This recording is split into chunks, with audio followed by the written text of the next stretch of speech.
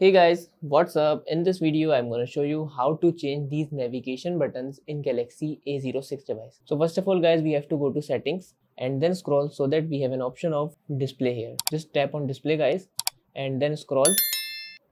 So you guys can see we have an option of navigation bar.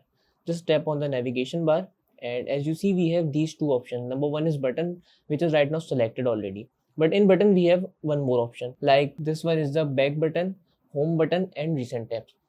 And if we choose this one, so we have the back button here, recent tabs here.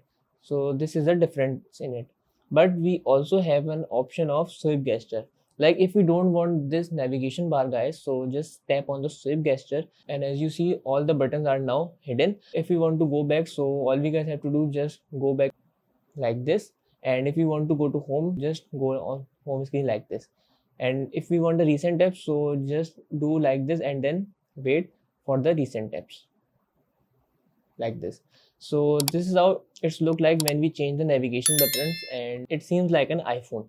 So that's it about the video. If this video helped you guys, kindly like the video and follow us for more tips and tricks. See you guys in next video. Take care.